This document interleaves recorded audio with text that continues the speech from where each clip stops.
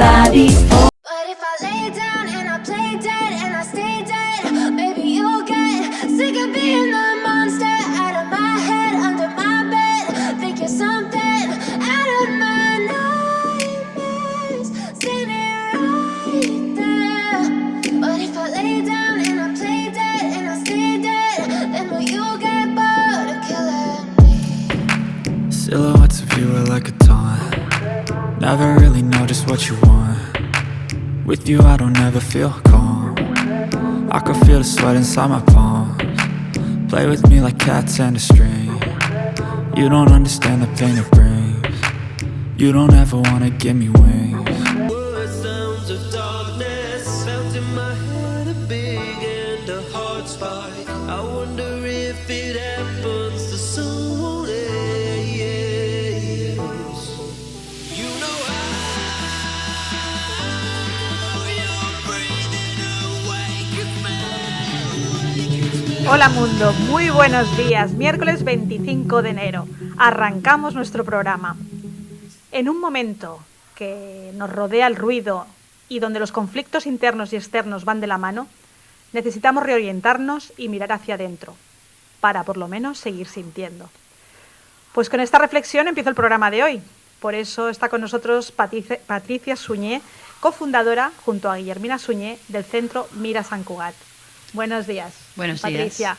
Mira es un centro de acompañamiento anímico creado por sus socias, Patricia y Guillermina, donde poder transformar nuestra mirada interna en una mirada más clara y llena de sentido. ¿Es así, Patricia? Sí, por supuesto. Esta es nuestra intención, a acompañar a la gente a que pueda hacer este proceso de no solamente de mirar hacia el interior, sino también de mirar al exterior con otra mirada, también dotándola de muchísimo más sentido y profundidad. Podemos hablar que vuestro centro es un centro donde poder ejercitar el alma. ¿Es el gimnasio del alma? Sí, justamente me gusta mucho que hagas esta apreciación, porque realmente es así. Bueno, yo cuando trabajo con la gente les digo, esto es un gimnasio anímico, en el que además tenemos todo el tiempo del mundo para podernos ejercitar y además es gratis, cosa que ahora también es interesante. De alguna manera se trata de poder ejercitar tanto nuestro pensar, ¿no? La manera en que pensamos, cómo son nuestros pensamientos, qué hilos conductores tenemos en nuestro día a día, en el sentir lo mismo, ¿no? Cómo es nuestro sentir, si realmente el mundo nos abruma, nosotros cómo interactuamos con el mundo, y luego en el hacer, ¿no? Si realmente tenemos un hacer que se corresponde a nuestras necesidades internas o estamos inmersos en un mundo que de alguna manera nos está llevando hacia donde nosotros no queremos ir. Es esta búsqueda de coherencia interna. Encontramos psicología integrativa, diagnóstico energético. Bueno, podemos encontrar diferentes clases, ¿no?, en este gimnasio. Explícanos un poquito qué diferencia o qué podemos encontrar en todos estos, no sé si procesos, los llamáis procesos, tipos de servicios que podéis ofrecer a nuestro ánimo, a nuestra esencia. Explícanos un poquito qué podemos encontrar en Mira. Bueno, en Mira realmente lo que trabajamos básicamente son tres aspectos. Por un lado lo que llamamos psicología integrativa, ¿vale?, que es un acompañamiento psicológico al proceso. Un poquito, nos gusta hablar de procesos porque no hay nada estanco, sino siempre es algo que está inmerso en el tiempo y en el espacio, y esto le da una cualidad de proceso. Entonces es un acompañamiento, podemos decir incluso también vital, ¿no?, en un momento de la persona, en un momento biográfico o en una situación concreta. Puede ser también pues a nivel de conflicto, a nivel de una situación de pareja, a nivel de una situación interna consigo mismo. Se pueden dar muchas situaciones y existe este acompañamiento, ¿vale? Luego también tenemos lo que hace Guillermina, que es el diagnóstico energético vital, que de alguna manera es cuando ya entramos en los bloqueos energéticos. Estos se producen a lo largo de nuestra vida a través de los disgustos o de impactos, digamos, anímicos importantes. Quedan, digamos, como la energía queda como estanca. Y esto acaba afectando, lógicamente, si esto se produce cerca de un órgano, el órgano se va debilitando. Es decir, si no lo trabajamos, de alguna manera este bloqueo va creciendo y cada vez más va debilitando nuestro órgano y entonces nuestra vitalidad baja. Entonces, bueno, digamos que muchas veces es un tema complementario.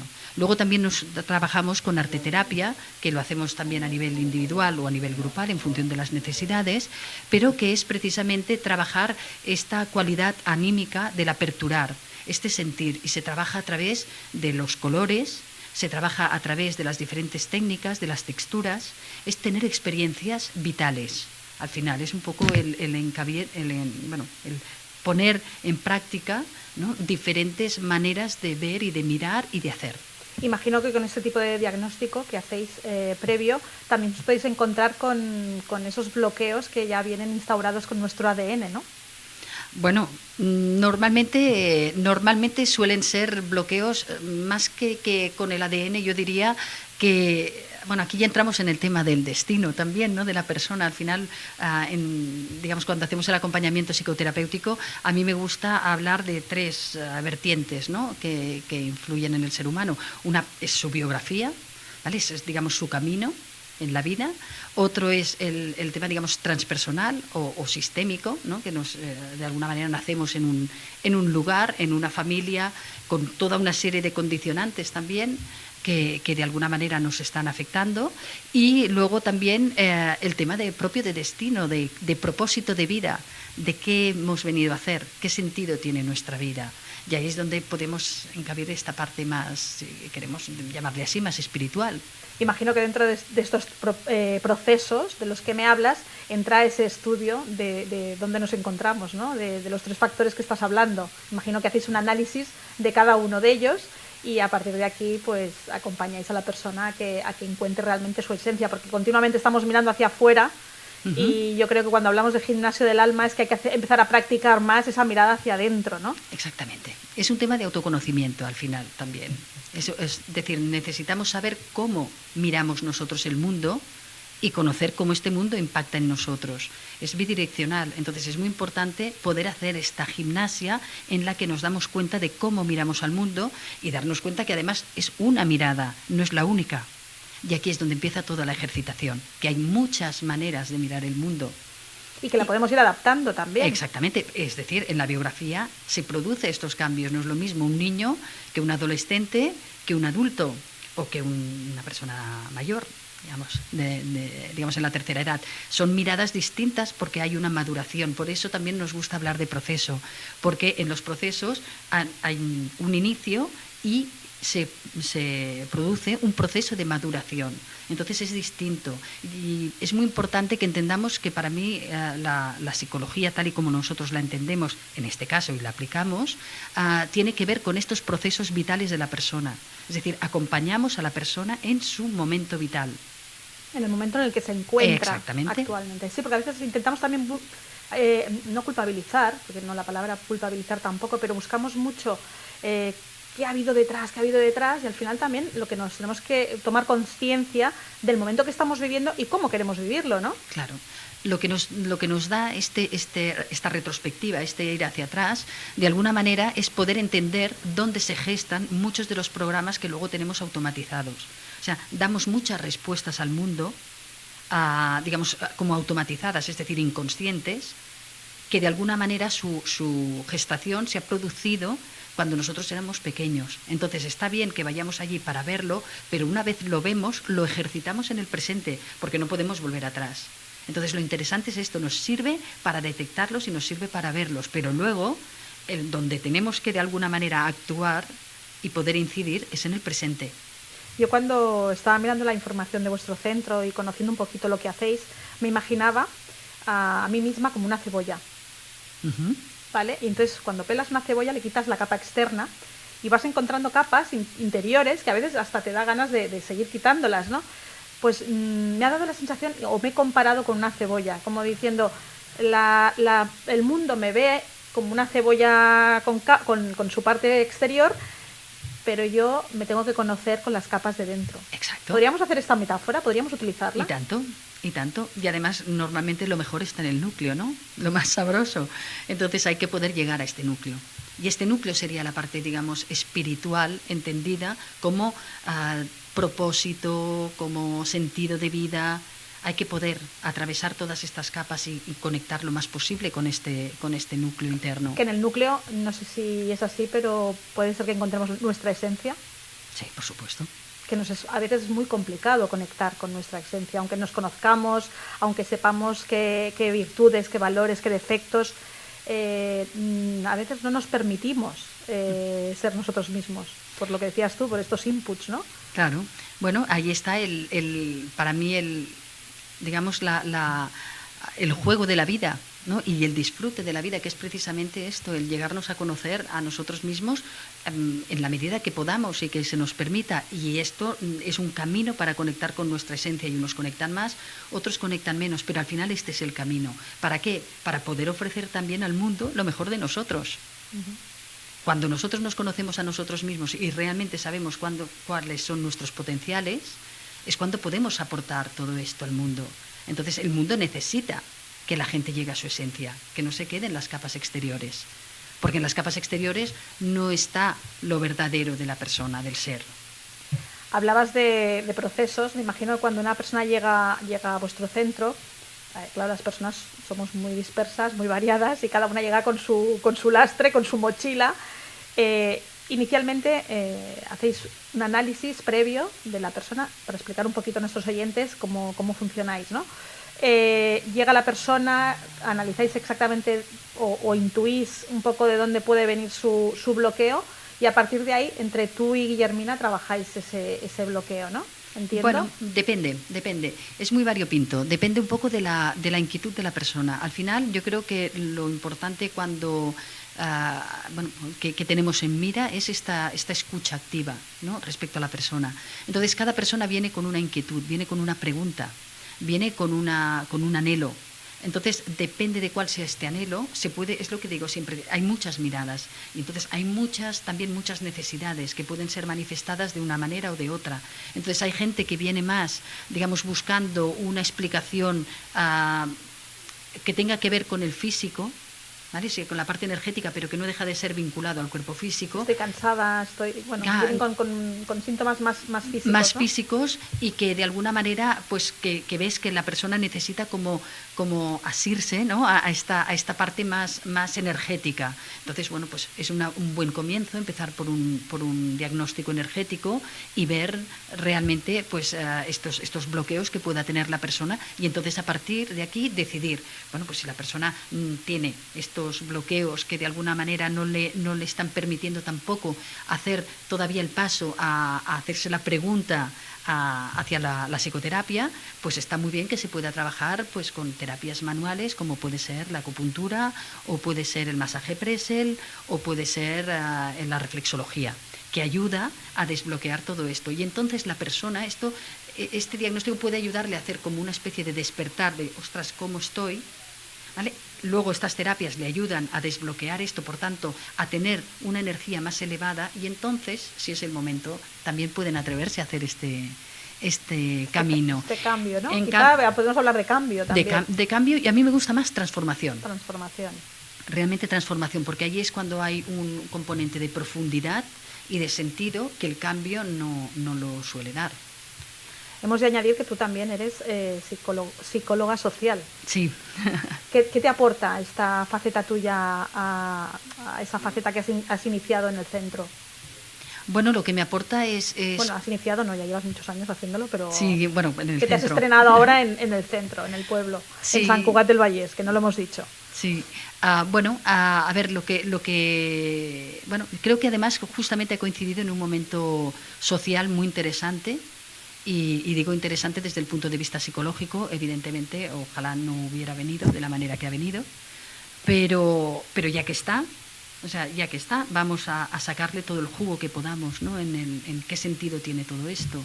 Entonces, sí que es cierto que precisamente estamos en un momento donde todo lo que es el tema social, cómo se está planteando en los aspectos sociales de relación entre uno mismo, de cómo estamos mirando el mundo, cómo nos estamos mirando a nosotros mismos, todo esto de alguna manera ha quedado como muy, muy alterado o muy condicionado por todo lo que ha venido con el coronavirus. Entonces, realmente lo que me está aportando es ver cómo la gente está intentando sobrevivir no solamente físicamente, sino también anímicamente a una realidad que es casi de película, que casi es una realidad virtual. Ahora que mencionas el momento en el que vivimos, podemos hablar de revolución del sometimiento, hablábamos de incertidumbre, que estamos continuamente pensando en que necesitamos garantías para poder seguir sintiendo que no vamos a morir.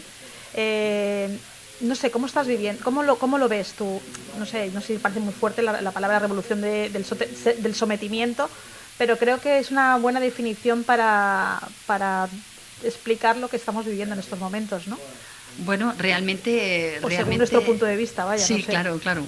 Sí, evidentemente estamos hablando desde nuestro punto de vista, pero sí que es verdad que estamos en una sociedad del miedo. Tenemos miedo de todo. Tenemos miedo a perder el trabajo, miedo, por supuesto, a morirnos, miedo a la manera en que nos podamos morir, ¿vale? Con toda la situación de los hospitales, de las UCIs, miedo a perder los trabajos, miedo a que no nos quieran, miedo a perdernos nosotros. O sea, estoy teniendo muchísima gente joven que está desconectada de sí misma, que tiene miedo porque no sabe qué le gusta o qué no le gusta, que no se han desconectado de su interior, de este propósito, de este sentido de sí mismos. Y esto sí que realmente es un abismo además que puede ser muy doloroso.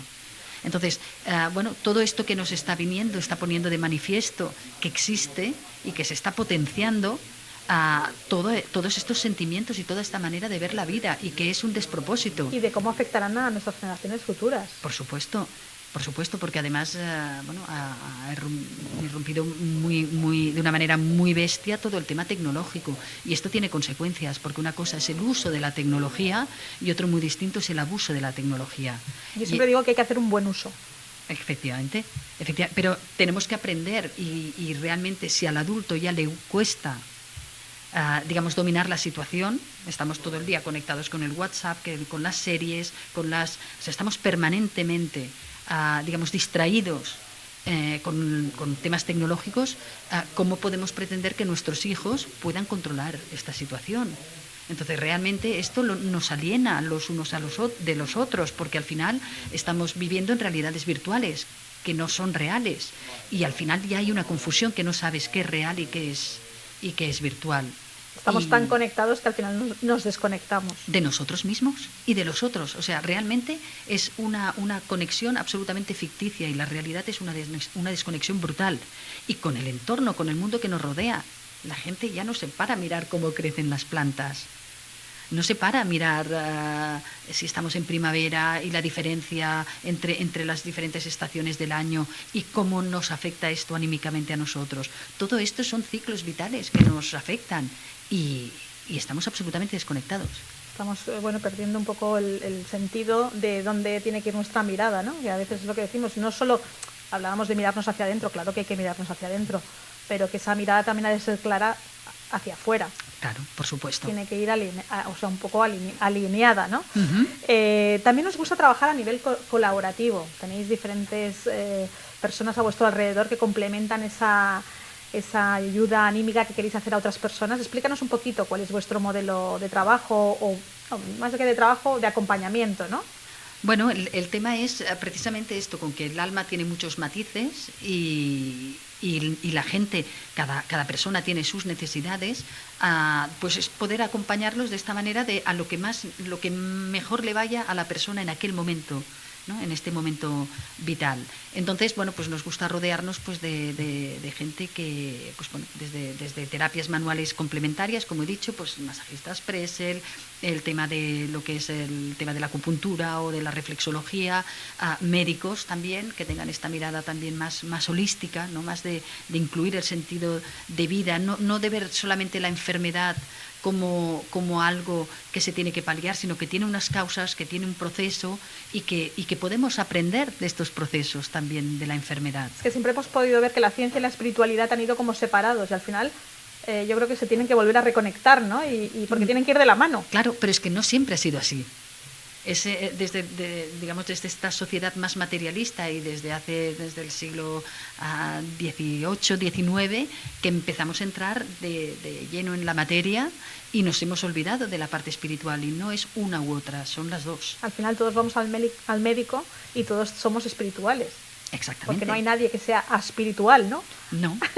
Otra cosa es que no sepa o no haya conectado. Sí, porque pero lo relacionamos siempre con la religión, la espiritualidad, y no tiene nada que ver. No. O sea, puede tener que ver, hay gente que la vive así, Exacto, pero no tiene por qué ser así. Podemos hablar del cosmos, podemos hablar hay gente que prefiere hablar de energía.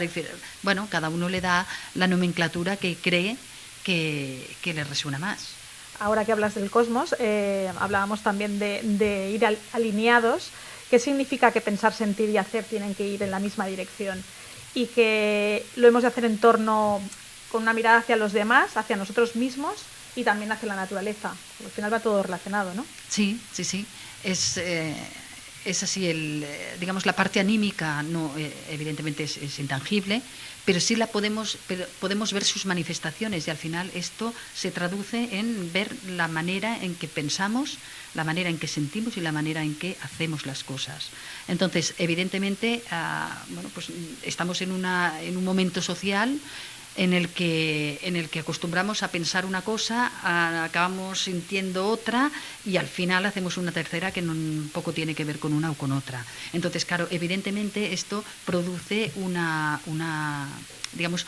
ruptura, ¿no? Una disociación puede llegar a producir. Si esta ruptura se mantiene, es decir, si esta alineación no se produce y no se ejercita, al final, digamos, cada uno va por su lado.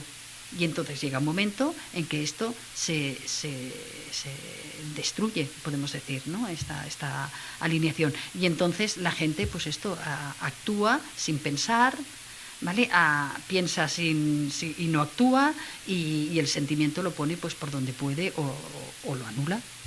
Porque hay muchísima gente que en estos momentos tiene todo lo que es el tema del pensar, digamos, no un bloqueo en el sentir, sino tiene el sentir bloqueado, que es distinto. Qué bonito esto, tiene el sentir bloqueado, me gusta, ¿eh? Esto te lo voy a copiar. Y bueno, hablando de naturaleza, también la importancia de mirar al exterior, de mirar, pues lo que decías tú, cómo crece una planta, de respirar. Pero no respirar porque es una necesidad y vamos a respirar porque sí, sino respirar, salir al campo, respirar el aire fresco con conciencia, ¿no? Con conocimiento de causa. Sí, esto es una de las cosas que es fundamental y que estamos casi, yo diría que perdiendo bastante, precisamente por esta también, porque hay esta realidad virtual que muchas veces nos acapara, y es volver a entusiasmarnos. Es volver a entusiasmarnos cuando conectamos realmente con la naturaleza o conectamos con otra persona. Este entusiasmo de conocer a alguien que no tiene nada que ver con el enamoramiento, sino de una buena conversación, ¿no? Del placer de interesarse por el otro, sentirse acompañado, ¿no? A nivel de naturaleza, pues esto, desde ver cómo crecen las plantas o observar un animal. Sí, porque ahora a veces vamos al campo y lo que estamos haciendo es preocupados por hacernos la foto para colgarla en el Instagram. Claro, ¿no? y estamos perdiendo. Claro, y estamos viendo la naturaleza a través del objetivo de la cámara, sea del móvil o sea de una cámara de hacer fotos. Pero nos estamos perdiendo el contacto. Al final, la vista es un palpar. O sea, la vista no es algo que te penetre, sino es algo que sale de nosotros, palpa y vuelve hacia nosotros. Si lo haces a través de una pantalla, no palpa nada. Y la cualidad es absolutamente distinta. Entonces, ahí estamos perdiendo cualidad anímica.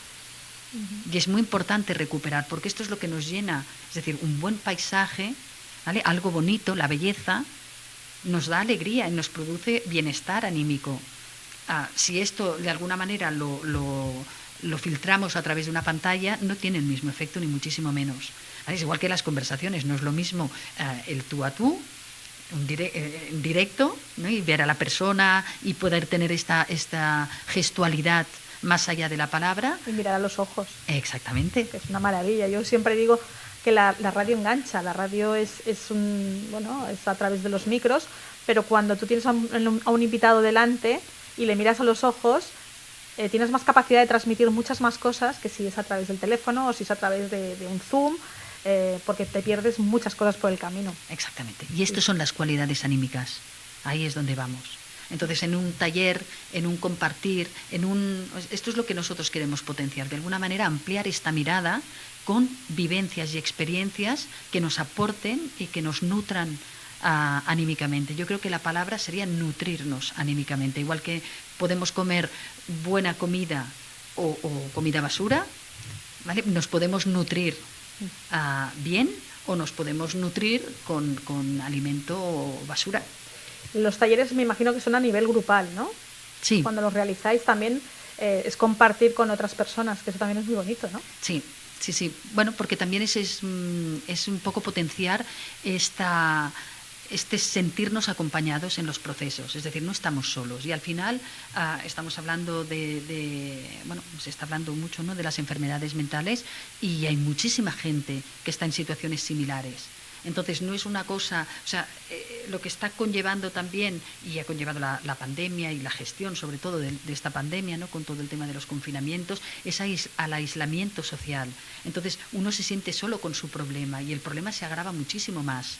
En cambio, cuando uno se siente acompañado, ¿no?, desde los grupos de autoayuda o grupos, digamos, más pequeñitos en el que puedas compartir una misma situación, te enriqueces con la mirada del otro. Hablabas ahora del aislamiento social. Yo creo que también nos hemos acomodado a ese sometimiento que nos han obligado a hacer. Bueno, si el dicho existe, pero realmente el quedarte en casa ha sido una cosa obligada. Entonces, la mejor manera de aceptarlo o de sentirte un poco más cómodo era, pues, aislándote y sintiéndote más a gusto en esa soledad, ¿no?, que vas creando. Es que yo llego un momento que estaba en mi casa convivimos 4 personas, y al final cada una, dentro de un piso de 90 metros cuadrados, hacía una vida propia. O sea, que también, sí, por un lado fue cómodo para poder llevar una convivencia buena dentro de estar las 24 horas del día juntos, pero da que pensar, ¿eh? Bueno, es que al final todo es... un poco a nivel anímico, cuando hablamos de estas tres fuerzas, ¿no?, del pensar, el sentir y la voluntad, el sentir, o sea, la parte del sistema rítmico. Nosotros tenemos un polo neurosensorial, que es la parte de la cabeza, tenemos todo un sistema rítmico que es el sistema respiratorio y circulatorio, y todo el sistema metabólico motor. Y es este rítmico, este sistema rítmico, por eso el yoga va hacia el respirar, y hay muchas terapias que van hacia el respirar, porque la circulación de momento todavía no la dominamos, pero que es nuestro médico interno. Esto es lo que nos produce salud, un buen sistema de respiración y un buen sistema de circulación. Quiere decir, ¿vale?, que hay una alternancia entre lo exterior y lo interior, hay un intercambio y es un ritmo. Que no podemos anular la una en contra de la otra. Claro, entonces ahí está. Entonces, en todo el tema de la pandemia, por ejemplo, de los confinamientos, era buscar el ritmo, era buscar este ritmo adecuado entre el dentro y fuera. Entonces, si nos cierran el espacio hacia afuera y no podemos salir, ¿vale?, nos podemos quedar con la visión de que estamos encerrados, o podemos pensar que tenemos todo un camino interno que es infinito. Sí, que nos podemos quedar eternamente ahí, o sea que... Claro, entonces en la convivencia se trataba de buscar espacios en los que compartir dentro de un habitáculo, pues, de 90 metros cuadrados, momentos sociales y momentos individuales para poder seguir uno mismo hacia el interior y en función de sus necesidades. Ha sido un trabajo de supervivencia total. Yo, claro, si me lo hubieran dicho, nunca me lo hubiera imaginado. Pero bueno, por eso hemos de combatir ahora esta nueva lacra que surge, que es la salud mental. Por eso centros como el vuestro creo que pueden ayudar a muchas personas a que puedan reorientar esa mirada y esa búsqueda de volver a salir al exterior sin miedo ninguno, sin incertidumbre, porque al final el miedo paraliza. Exactamente. Y el miedo nos puede hacer mucho daño. Sí, y de hecho nos está haciendo muchísimo daño, porque somos una cultura basada en el miedo, y esto no era así hace un tiempo. Entonces, bueno, aquí es cómo podemos empezar a trabajarlo, a combatirlo y a transformarlo. Yo diría más que combatirlo en el sentido de transformarlo, no de negarlo o de machacarlo, sino de transformarlo. Yo también hablaría de prohibición, ¿eh? Tiempo de incertidumbre, de miedo y de prohibición. No estábamos acostumbrados a vivir en un sistema tan... Hablamos de democracia, bueno, esto ya es otro tema, ¿no? Con Antonio Fornés, con un compañero que es filósofo, muchas veces hablamos de la decadencia de la democracia, y esto es un claro ejemplo de esa decadencia que estamos viviendo, sea Bueno, justificada o no, ¿eh? O sea, sí, yo ahí, sí. ahí ya no entro, ¿eh? Pero bueno. Bueno, es uno de los aspectos que está afectando a nuestro pensar. Recordemos los libres pensadores. Bueno, pues está habiendo un pensar muy unilateral y evidentemente esto es una yo lo veo como un sistema de coacción. Sí, sí. Entonces, bueno, pues evidentemente afecta a uno de los polos. Es decir, si tienes un tipo de pensar, bueno, pues vas a tener una serie de situaciones no demasiado agradables y no hay una libertad. O sea, es que estamos llegando a un momento que se está cuestionando libertades que teníamos adquiridas y que han costado muchísimo de llegar a ellas y que ahora están cuestionándose o se están... Exacto. Yo sé que tenéis algún taller en previsión. ¿Qué fechas? Explícanos un poquito cuándo se va a realizar para que nuestros oyentes lo puedan tener en cuenta si quieren visitaros. Sí. Estáis en la calle Imeric número 10 Sí, de Sant Cugat. de Sant Cugat del Vallès. Dejaremos nuestro WhatsApp también, 722286667, por si alguien quiere preguntarnos. Y nosotros os trasladaríamos la consulta. Explícanos un poquito qué fechas y de qué va a tratar este nuevo taller que vais a hacer. Bueno, ahora tenemos preparado, Guillermina ha empezado un taller de arteterapia y grupal. Entonces, la idea es que empezará ahora el primer lunes de febrero y la idea es empezar a trabajar, digamos, ahora todo lo que son las fuerzas del invierno, ¿no? Que conlleva a nivel anímico el invierno, con todo lo que es a nivel de órganos, por ejemplo, el tema de los riñones, ¿no? De preservar todo el tema del calor. ¿Vale? Este calor anímico que es necesario para soportar el frío del invierno y bueno, y ligado también a todo lo que es el tema de la técnica de pigmentos. ¿Vale? ¿Por qué? Pues porque tiene unas cualidades también anímicas que ahora pueden ayudarnos a reforzar esta época de invierno. Y son talleres muy interesantes porque vamos haciendo toda una vivencia, ¿vale? A través de la parte anímica y de la parte, digamos, orgánica, ¿no? Y la vinculación entre ambas y que se irá desarrollando pues cada semana, ¿vale? Y pasando por todas las estaciones, por las distintas estaciones y iremos adecuando también las técnicas que vayamos aplicando, ¿no? ¿Son gratuitos los talleres? No, los talleres no. Vale. No. Hay una cuota mensual. Sí que se puede hacer alguna clase así más suelta, pero la idea es que haya un compromiso mensual para precisamente poder hacer este proceso, porque con una sesión tienes una experiencia, pero no haces un proceso. Y lo que nosotros apostamos es para que la gente pueda acompañar o sentirse acompañada en este proceso y conectar con estos procesos de la naturaleza y verlos. Bueno, es un trabajo interno. Exactamente. Que me imagino que debe ser muy personal también, ¿no? Claro. Va acompañado de los talleres, pero luego a la vez... Las vivencias son individuales. O sea, el taller es grupal, pero luego las vivencias de cada uno allí son individuales. Y esto es lo que tiene que ser. Esto es lo que enriquece el grupo, porque cada uno lo vive de una manera. Y además es alucinante, porque tú das unas directrices, das un material, para todo el mundo lo mismo, y salen cosas absolutamente distintas. Y esos son los matices del alma. Allí queda representada el alma de cada uno. Pues nos quedamos con el alma de Mira Sant Cugat, un centro anímico que yo creo que bueno, es disruptivo, es un centro disruptivo, es un gimnasio de la esencia, un gimnasio de nuestro espíritu, que creo que nos va a venir muy bien para empezar a trabajar todas esas facetas que nos hemos perdido por el camino. Gracias, Patricia, por haber aceptado mi invitación. Creo que nos han quedado bastantes temas en el tintero. Sí, o sea que nos va a quedar la puerta abierta a que vengas otro día, porque perfecto. Yo quería hablar un poquito más, ahondar más sobre la muerte y esos ciclos de la vida. Sí, que también haremos talleres sobre esto. Pues en cuando febrero. queráis podéis venir y hablamos porque creo que son temas muy interesantes. Siempre nos gusta invitar a los oyentes a que reflexionen, a que piensen, y vuestro centro nos va a venir como anillo al dedo. Bien, Gracias, pues, Patricia, mucha suerte, espero que cumpláis vuestro sueño de que seáis un centro referente de la ciudad. Os deseamos lo mejor y ya sabéis, Cuca con K con vosotros para cuando queráis. Pues muchísimas gracias. Un abrazo. Adiós. Y a vosotros deciros que no os vayáis, que volvemos después de la publicidad con Cine Certificado, que viene cargado de novedades, tanto en series como en películas. Ya sabéis que hay que coger libreta y boli, que David Valero nos da muchos detalles.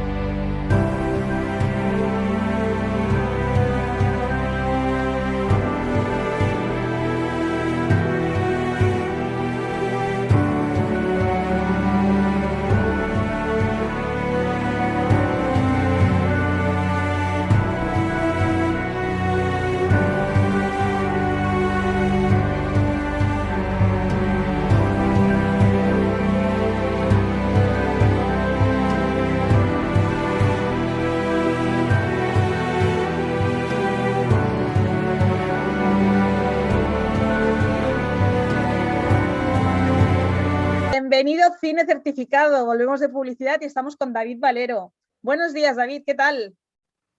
Buenos días, Cuca. Pues aquí, muy bien. ¿Qué nos traes hoy, esta semana? ¿Qué nos traes? Bueno, como la semana pasada os traje lo que era la lista de lo que consideré que eran las 20 mejores películas de 2021, quiero ser justo y esta semana presentaros lo que han sido las 10 mejores series, en mi opinión, del 2021. ¿Qué quiero decir? Quiero decir que, evidentemente, esta lista está confeccionada con lo que yo he visto. Y esto significa que algunos pueden decir, oye, ¿por qué no está tal serie, no está tal otra? Por ejemplo, mucha gente me dice, ¿no vas a poner Succession en tu sucesión de HBO en tu lista? Es que no la he visto, no he tenido aún tiempo. Las series requieren de tiempo. Resumen, es una lista basada en lo que yo he visto. Podemos provocar, David, de esta manera también podemos provocar que los oyentes nos envíen algún mensaje a través de nuestras redes, a través de Cine Certificado o de Cuca con K, y opinen sobre lo que nosotros hemos visto, ¿no? Por supuesto, como la gran mayoría de la tribu que nos une, todos están invitados a dar sus aportaciones, ideas, etcétera, a través de nuestras redes sociales. Les invitamos a ellos. Estaremos encantados, como siempre, de tener conversación y de enriquecernos todos con nuestras opiniones. Y nos gusta generar debate. O sea que las opiniones diversas nos encantan. Estamos preparados para recibirlas por donde vengan. Así es. Pues venga, David, vamos al ataque. Vamos allá. Muy bien, pues empezamos por el número 10. El número 10 es El Inocente.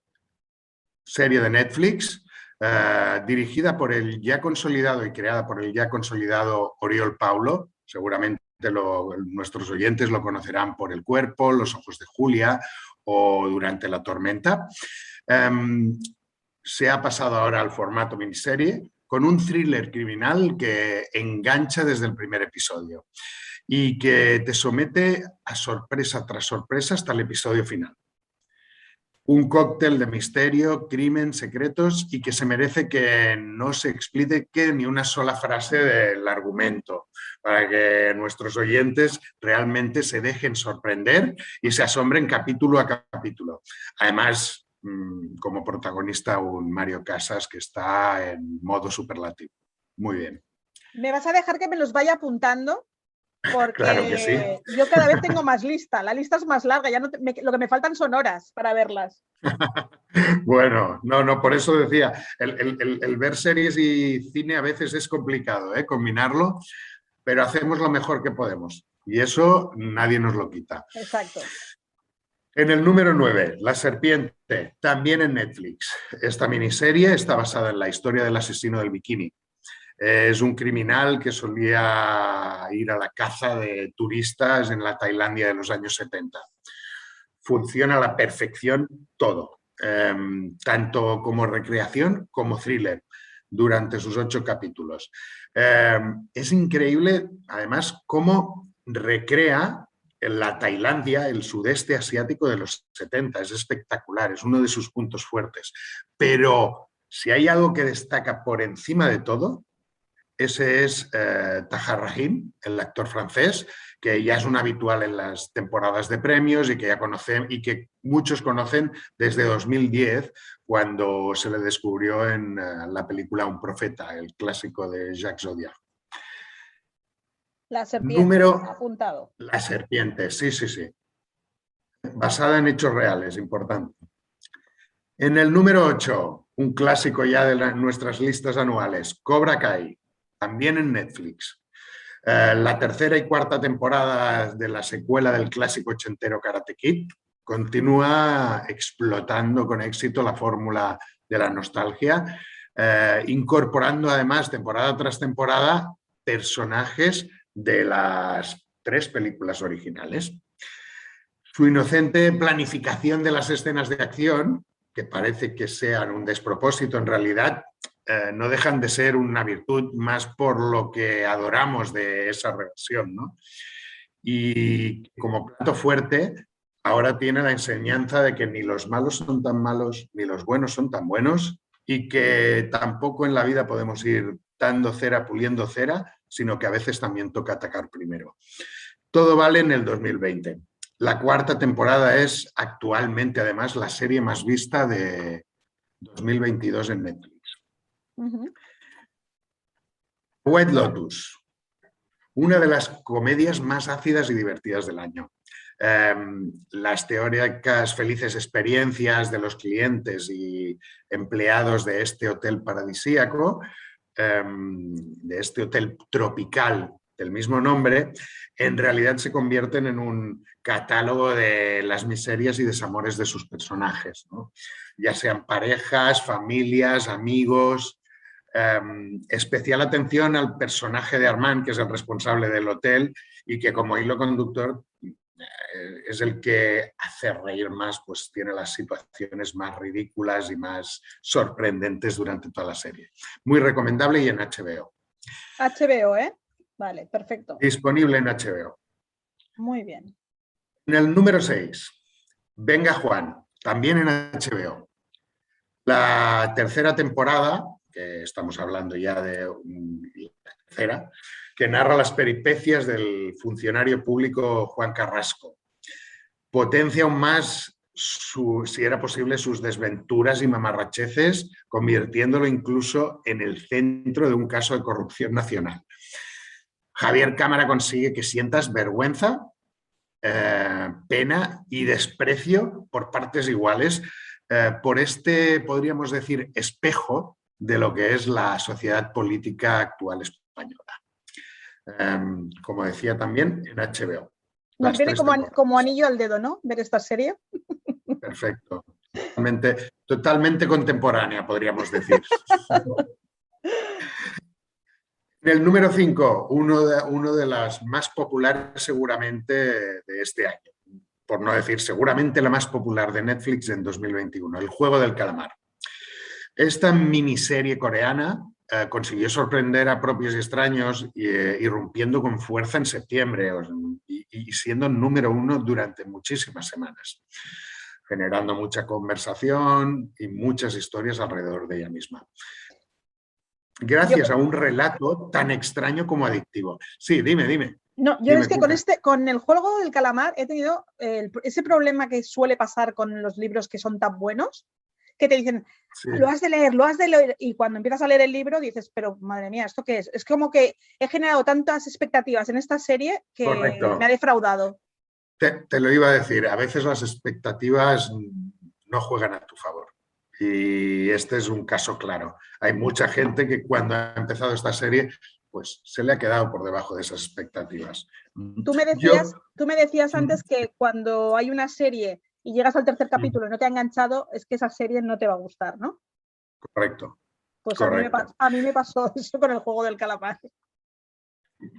Es totalmente, iba a decir aceptable, no es la palabra, para gustos los colores, eso es así.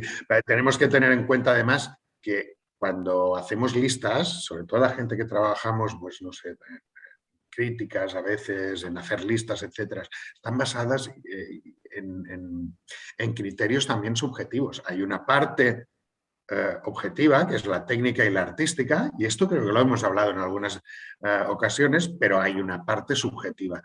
Si a ti no te ha interpelado el argumento, por supuesto, estás en todo tu derecho de que no te guste y es respetable 100%, igual que mi lista o la lista de cualquier otra persona o crítico o profesional. Ya sabes que yo soy muy directa, que cuando algo no me gusta te lo digo y punto.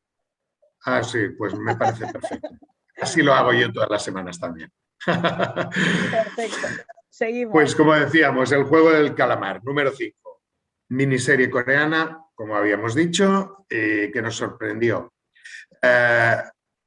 Considero que es una serie muy adictiva y como tal vez algunos no sepan exactamente qué argumento se esconde detrás, decir que es un misterioso concurso de supervivencia que se va a convertir en excusa para mostrarnos desde la avaricia, la vileza del ser humano, pero también la solidaridad y el amor como valores que pueden mover el mundo.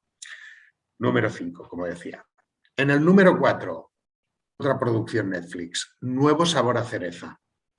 Seguramente esta es la obra más bizarra de la lista, pero también de las más complejas del año. Es un cuento con aires de Cronenberg, Lynch e incluso Nicolas Winding Refn, el director de Drive. En esta miniserie fantástica lo que sucede es que nos transporta a Los Ángeles de los Neones, el de 1990, para presenciar una historia de venganza protagonizada por la hipnótica y bella Rosa Salazar. Prefiero no explicar mucho más, pero decir que hay brujería, venganza, road movie, muy recomendable. Número 4 y Netflix. El título es peculiar, ¿eh? El título es súper peculiar. Sí. Yo creo que el título está muy bien escogido, de hecho. Suena un poco a romanticona, ¿eh? No lo sé, pero el título es un poco... Bueno, algunos me decían que le recordaba la Cherry Coke, o sea que nunca se sabe. No sé si la veremos y así opinaremos. Muy bien. Perfecto, David. En el número 3, Mare of Easttown. Es injusto decir que la serie de HBO es Kate Winslet, pero es que la actriz inglesa que ha sido nominada 7 veces a los Oscars, la protagonista de Titanic, hace una exhibición interpretativa espectacular como detective de un pequeño pueblo en Estados Unidos. Lo hace tan sumamente bien que te fijas tanto en ella y es imposible detectar los mínimos defectos e imperfecciones que tienen en el guión o en la realización esta serie. Además es la serie más premiada seguramente de toda la lista durante el 2021 y seguramente va a continuar siendo premiada durante 2022 y por tanto bien se merece una tercera posición en nuestra lista. No sé si has llegado a verla, que la recomendé hace un... No, es que yo veo Netflix, HBO no llego, me tengo que... ya demasiadas plataformas. Claro, no, te entiendo perfectamente. Nuestros oyentes se van a dar cuenta de que no cito Amazon Prime, no tengo Amazon Prime. Con lo cual, por eso decía al principio. Estoy segura que con la participación de Meryl Streep la película es buena. O sea que... Winslet es una buena intérprete. Sí, señora. No me cabe duda. En el número 2, si me decías que solo miras Netflix, ahora te voy a recomendar una de Disney. Plataforma Disney. Bruja Escarlata y Visión. O WandaVision, también conocida como WandaVision. Es seguramente la serie la mejor para mí y más inteligente nacida del universo Marvel para Disney. Como muchos de nuestros oyentes saben, el universo Marvel se está expandiendo año tras año y una de sus estrategias es las series dentro de la plataforma Disney también. La gran mayoría me parece que sobran incluso, porque ya están dando muchas vueltas sobre lo mismo y no encuentran incluso su nicho dentro de este universo. No es este el caso de lo que abordamos. Bruja Escarlata y Visión es inteligente, divertida, simpática. Nada ni nadie podía prever el argumento de esta historia, protagonizada por 2 de los secundarios de los Vengadores, y que capítulo tras capítulo es un homenaje a la historia de la televisión americana y sobre todo a las sitcoms, ¿no? Americanas. Es tan original y deliciosa como contemporánea. Es mágica de principio a fin y por eso está en el número 2, en mi opinión. Vale. Saltamos al número 1. ¿Hacemos redoble de tambores? Y hacemos redoble de tambores para decir Misa de Medianoche. Tenemos a un habitual de las listas anuales como es Mike Flanagan. Seguramente recordarás que he hablado de él muchas veces. Este director y showrunner, especialista en terror, nos brinda otra joya maestra y nos demuestra que su talento es ilimitado, incluso en la redacción del guión, porque hasta ahora estaba adoptando mucho a Stephen King, a otros escritores. Pues detrás de esta historia fantástica ambientada en una pequeña isla se esconde un estudio psicológico sobre la fe, la redención, el poder incluso de las falsas sectas, de las falsas sociedades secretas también incluso.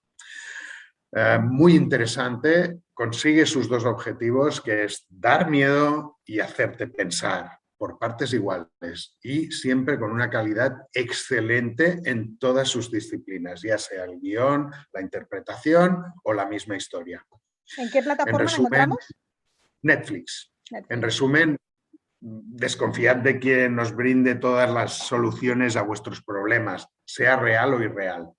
Diríamos que no nos fiemos de coger o elegir duros a 4 pesetas, ¿no?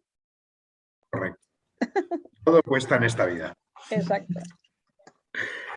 Y bueno, y con esto pues ya tenemos nuestra segunda lista del año y por tanto todo nuestro resumen, podríamos decir, cinematográfico del 2021. Has comentado el tema de las sectas y me ha venido a la cabeza una que he visto últimamente, que te la quería comentar el otro día y no me acordé, La mujer en la ventana.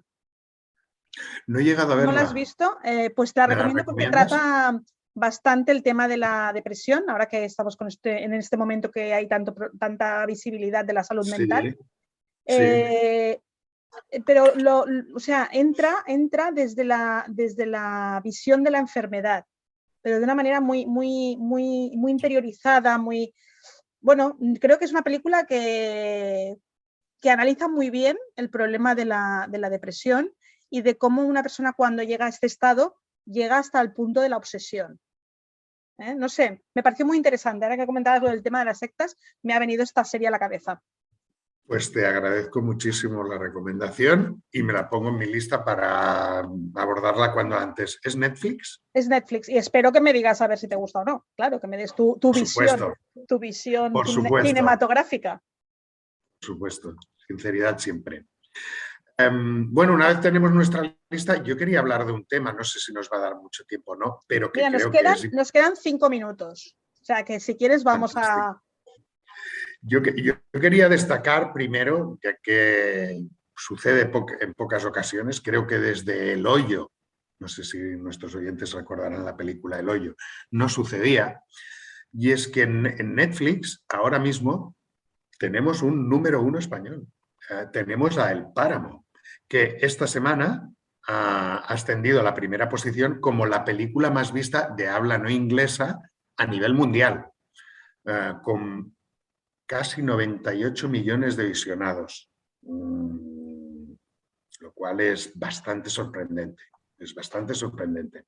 Yo he de decirte que no la he visto, pero bueno, pude disfrutar de alguna previa durante el Festival de Sitges y yo soy bueno, estoy deseando verla porque me encanta el protagonista.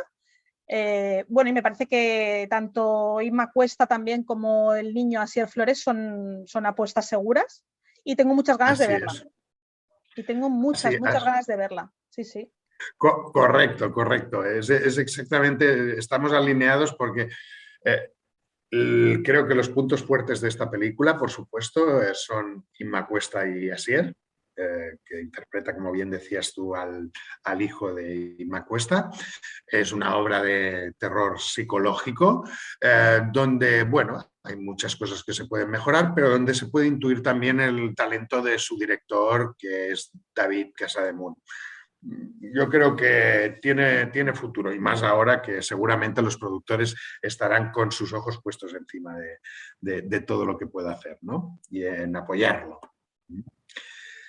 Vale, entonces, bueno, El Páramo, que recuerden nuestros oyentes y que si quieren apoyar al cine nacional, que aquellos que no la hayan visto, que la miren dentro de Netflix.